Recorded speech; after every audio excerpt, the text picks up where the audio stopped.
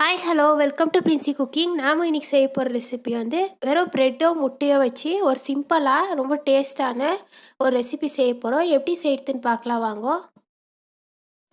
நான் வந்து மொத்தம் 8 முட்டை எடுத்திருக்கேன். 4 முட்டையை நான் வேக வச்சு எடுத்துக்கிறேன். அதே போல் முட்டை நல்லா வெந்து வரட்டும். கொஞ்சமாக உப்பு சேர்த்துட்டு முட்டை வேக வைக்கலாம். கொஞ்ச நேரம் முட்டை வேகிறதுக்குள்ள நம்ம மசாலா ரெடி பண்ணிடலாம். இப்போ வந்து நான் ஒரு பேன் எடுத்திருக்கேன். ஒரு 2 டேபிள் ஸ்பூன் எண்ணெய் சேர்த்துட்டு கொஞ்சமாக கருவேப்பிலை சேர்த்துக்கலாம். அதே போல் நறுக்கி வச்சுருக்க வெங்காயம், ஒரு வெங்காயம் இந்த மாதிரி ஸ்லைஸாக வெட்டிக்கோங்க. ரொம்ப பொடிசாக இருக்காதீங்க, இந்த அளவுக்கு அறுத்துக்கோங்க. அதே போல் இதுவும் லைட்டாக வந்து வதங்கி வரட்டும். இப்போ வந்து ஒரு தக்காளி சேர்த்துக்கிறேன். தக்காளியும் அதே மாதிரி நான் ஸ்லைஸாக வெட்டியிருக்கேன். ரொம்ப வதக்கணுன்ட்டுல லைட்டாக வந்து மிக்ஸ் ஆகி வரட்டும். ஒரு சிட்டிகை மஞ்சள்தூள், ஒரு அரை டேபிள் ஸ்பூன் மிளகாத்தூள் சேர்த்துக்கோங்க. நல்லா மிக்ஸ் பண்ணிக்கலாம். நல்லா வந்து மிக்ஸ் ஆகி அந்த தக்காளி வந்து நல்லா மசிச்சு வந்த பிறகு ஒரு அரை டேபிள் ஸ்பூன் கரம் மசாலா சேர்த்துக்கிறேன். இப்போ இதுவும் சேர்த்து நல்லா மிக்ஸ் பண்ணிவிட்டு தேவையான அளவு உப்பு சேர்த்துக்கோங்க. நான் வந்து ஒரு 1/4 டேபிள் ஸ்பூன் உப்பு சேர்த்துருக்கேன். அதே போல் மசாலாக்கு உப்பு இருந்தால் தான் டேஸ்ட் இன்னும் நல்லாயிருக்கும். நறுக்கி வச்சுருக்க கொத்தமல்லி சேர்த்துட்டு நம்ம ஸ்டவ் ஆஃப் பண்ணிடலாம். இப்போ நம்ம மசாலா ரெடி ஆயிடுச்சு. அதே போல் நல்லா ஆறட்டும்.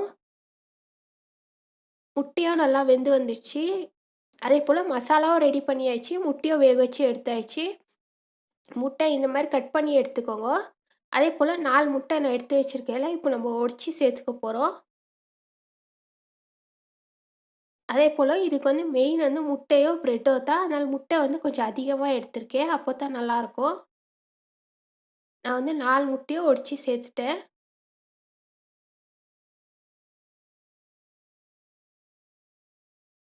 அதே போல் ஒரு சிட்டிகை வந்து மஞ்சள்தூள் சேர்த்துக்கலாம்.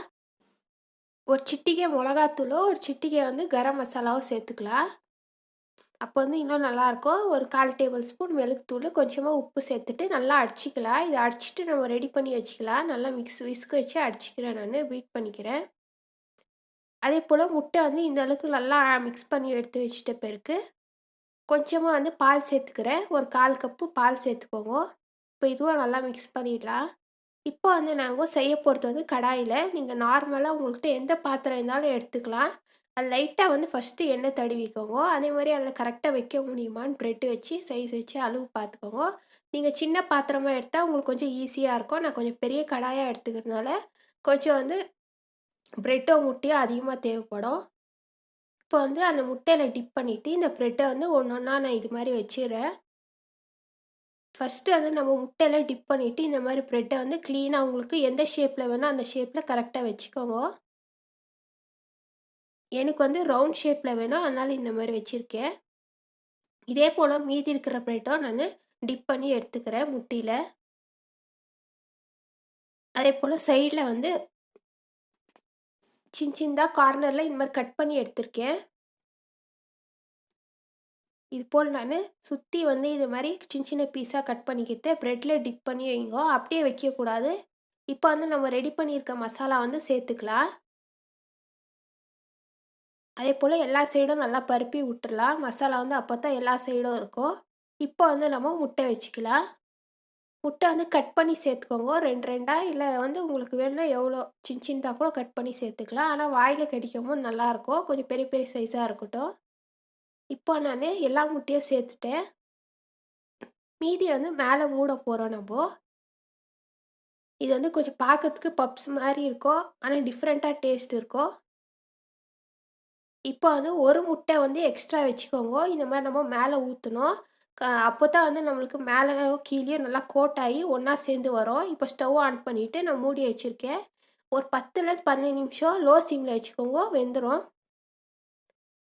அதே போல் ஒரு 10 நிமிஷத்தில் நடுவில் வந்து செக் பண்ணி பாருங்க, வெந்துட்டுருக்கோம். அப்படி வேகலைன்னா மட்டும் வேக வச்சுக்கோங்க.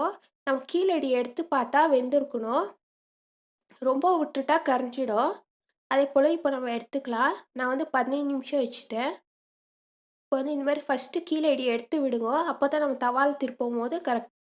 லைட்டாக மேலே வந்து நம்ம அதே கலரில் வரணும். லைட்டாக சூடு பண்ணிக்கலாம். தவா வந்து லைட்டாக எண்ணெய் அப்ளை பண்ணிவிட்டு திருப்பி போட்டு லைட்டாக ஒரு 5 நிமிஷம் விட்டால் நல்லா வெந்து வரும். லைட்டாக நம்மளுக்கு கலரும் சேஞ்ச் ஆகி வரும். இப்போ கட் பண்ணலாம். இங்கே பாருங்க, நல்லா வந்து ஒரு ஸ்வீட் மஃபின் சாப்பிடுவோம் பாருங்க, அந்த மாரி இருக்கும். நல்லா ஹெவியா இருக்கும். இது வந்து பிரேக்ஃபாஸ்ட்டாவும் சாப்பிடலாம், ஸ்நாக்ஸாவும் சாப்பிடலாம். இது ஒரு 6 டூ 7 பேர் சாப்பிடலாம்.